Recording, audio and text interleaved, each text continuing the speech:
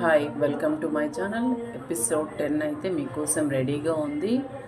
Episode 10లో ఏం జరిగింది అంటే, నాన్న లేడు కదా, నాన్న చనిపోయాడు కాబట్టి అమ్మ ఇక్కడ కూలి పని చేయడానికి కష్టంగా ఉందనేసి అమ్మ ఎప్పుడు కూడా ఎక్కడ బయటికి వెళ్ళిందైతే లేదు. ఏమున్నా నాన్నే చూసుకునేవాడు. అందుకనేసి అమ్మ ఇక్కడక్కడ వర్క్ చేయాలి, పనికి వెళ్ళాలంటే చాలా ఇబ్బందిగా ఫీల్ అవుతూ ఉండింది. కాబట్టి తాతయ్య ఒక ఐడియా ఇచ్చాడు. అంటే ఇలా బయటికి ఏమన్నా వెళ్తావా, కోయిట్కి ఏమన్నా వెళ్తావా, ధైర్యంగా ఉంటావా అని తాతయ్య అడిగితే, సరే నాన్న వెళ్తాను అని చెప్పింది. ఆ రోజు ఈవినింగ్ వాళ్ళ ఫ్రెండ్స్ ఉంటారు, వాళ్ళతో డిస్కషన్ చేస్తానమ్మా. ఇలా అంటూ ఉన్నాడు, నాన్న ఏమైనా వెళ్దామా, నువ్వు వస్తావా అని అమ్మ వాళ్ళ ఫ్రెండ్తో అడిగితే, అమ్మ వాళ్ళ ఫ్రెండ్ అమ్మ ఇద్దరు మాట్లాడుకొని ఆ డెసిషన్ అయితే తీసుకున్నారు వెళ్ళాలి అనేసి.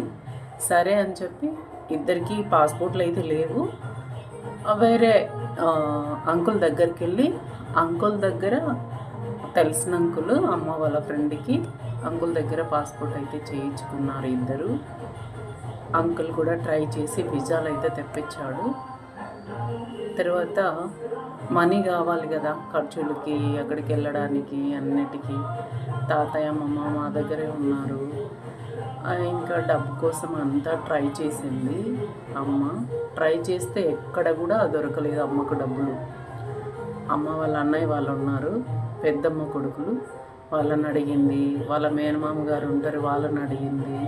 మా పెద్దనాన్న వాళ్ళని అడిగింది. ఎవ్వరు కూడా సరే తనకు సహాయం చేద్దాం, ఏదైనా ఇద్దాం అనేసి ఆలోచన అయితే ఎవ్వరికి లేదు. కానీ మమ్మల్ని అయితే వచ్చి చూసిన వాళ్ళైతే ఎవ్వరూ లేరు. నాన్న చనిపోయిన తర్వాత అన్నీ తాతయ్య అమ్మమ్మ చూసుకున్నారు.